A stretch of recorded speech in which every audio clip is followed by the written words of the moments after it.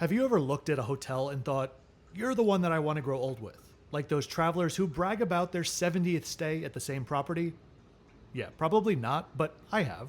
And for me, that property is the Hyatt Regency Sukhumvit. Today, I'll show you why I've fallen for this property time and again. Today is going to be a slightly different kind of video. This is my 15th Bangkok review, and over the years, I've stayed at this Hyatt Regency multiple times. This video was actually filmed over the course of like 18 months, so I could show you 3 categories of rooms. For Hyatt Elites, these categories translate into the room you book, the room you'll probably be upgraded to, and the suite that you might be able to swing way in advance. AKA, a City View King, a King Deluxe, and a Regency Suite. So we will take a look at those 3 rooms as well as the club lounge and breakfast. The lobby area has 2 entrances, one for pedestrians directly on Sukhumvit Road, and the other for cars to access the alley. When it comes to lobby design, there should really be some sort of award given to this one. There is so much going on in so many directions, but it never feels chaotic and maintains a smaller hotel energy. Let me start with what is likely the only controversial thing about this hotel, and that word is probably way too strong, but it's the location.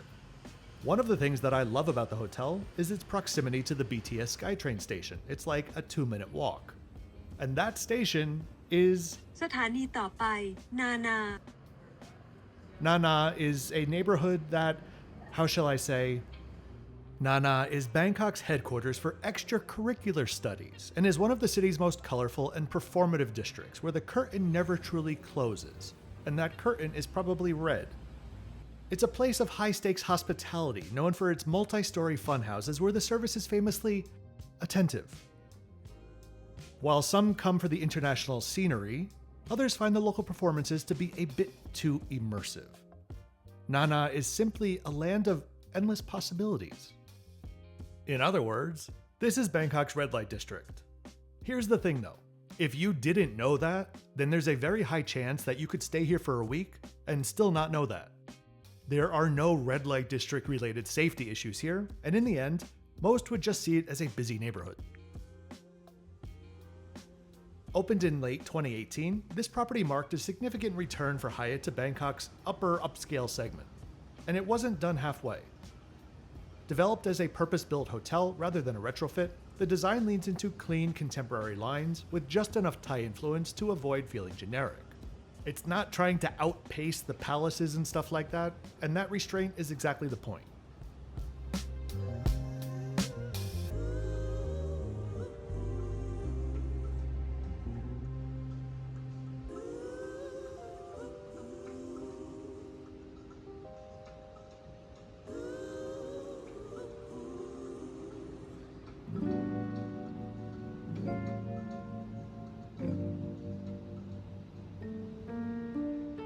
Okay, so for the room tours, we're going to start out with the Regency Suite with a detailed tour, and then we'll follow that with shorter tours of the other 2 categories. The Regency Suite is their entry-level suite, considered a standard suite.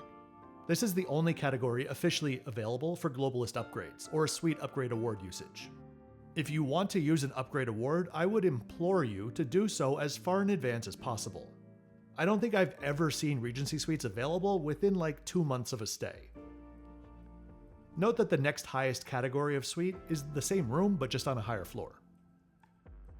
The suites open into a spacious living room, and one of the cooler things about this room, especially on the higher floors, is that it has a 270-degree view, since it's not just a corner suite, but it's actually the end cap of the entire building.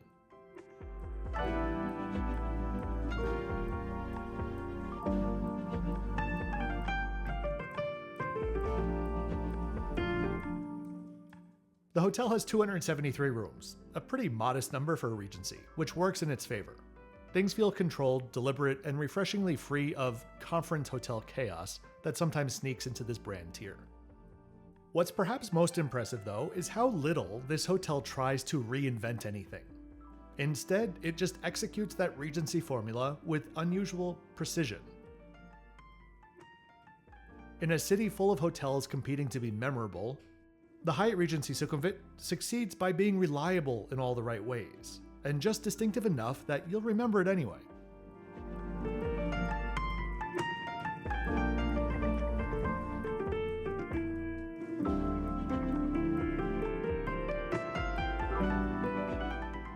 This is currently a Category 3 hotel, and points bookings have been reliably available for 12,000 points per night. We shall see how that changes in real life with Hyatt's new pricing structure coming out. For cash refundable rates, I've paid anywhere from $160 per night to up to $210 for a standard room. Above that price level is when I'll use points.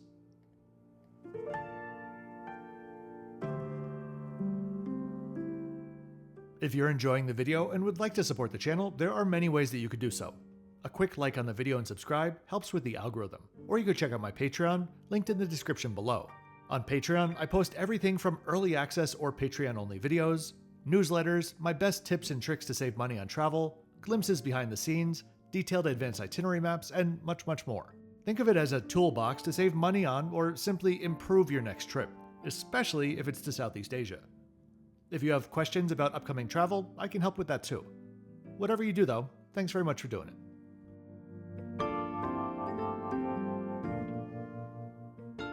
I arrived for this stay at night, but you can see during the day with the curtains open, it is really a striking setup.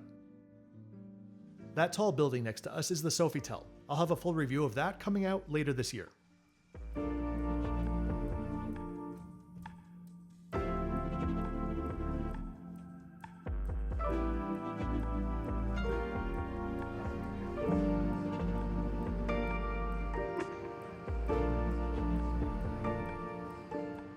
Now we're going to check out the King Deluxe rooms, which feature a much larger seating area than the standard room and a sizable bathroom.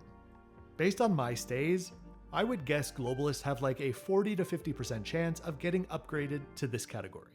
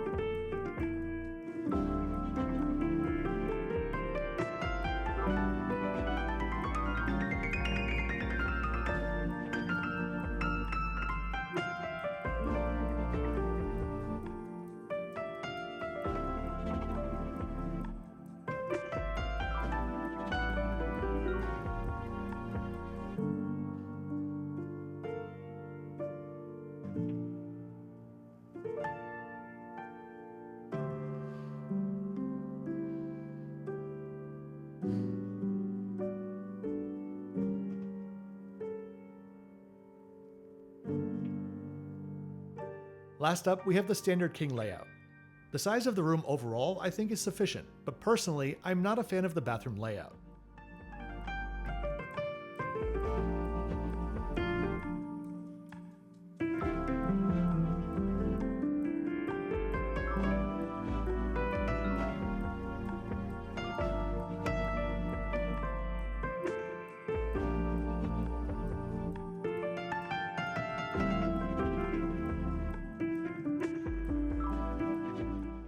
This sort of layout, where it has the two entrances and then the closet like straddling in between. I think not putting tubs in these rooms would have given quite a bit more breathing room to the entire space.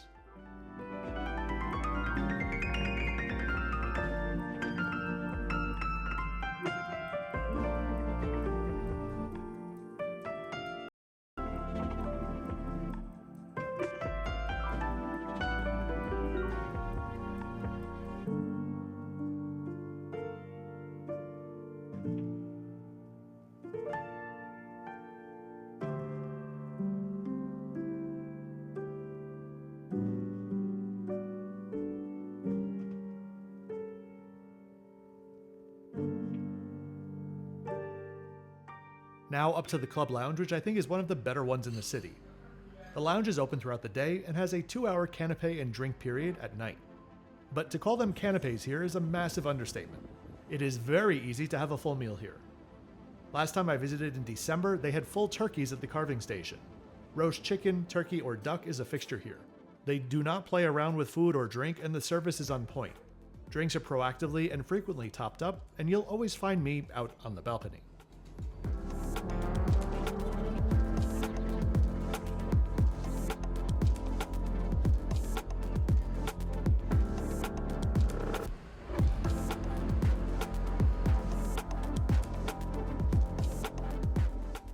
Breakfast is in the Market Café, and this is available for globalist breakfast benefits as well.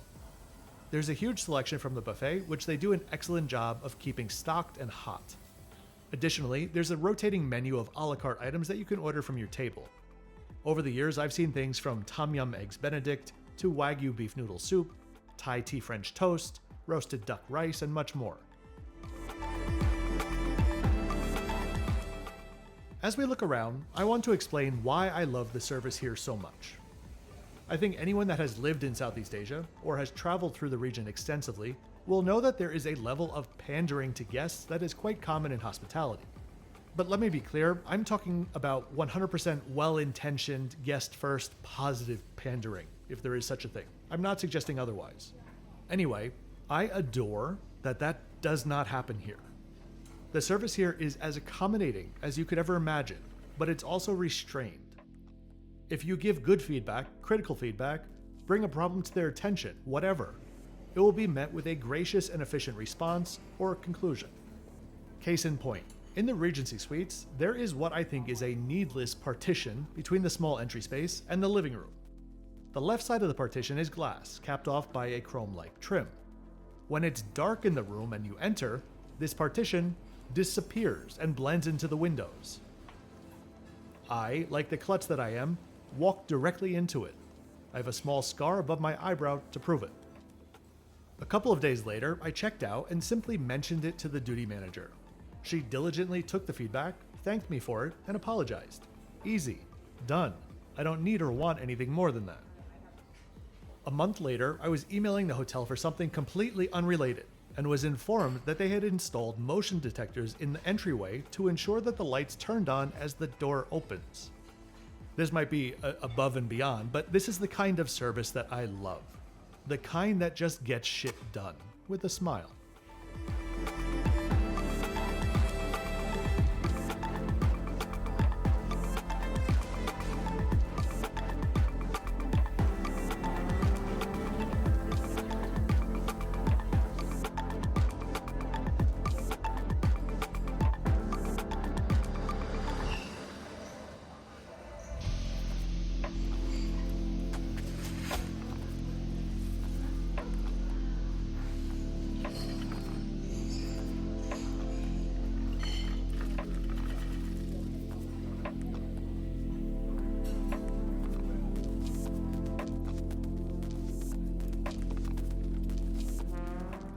Breakfast here overall comes in at a solid 8.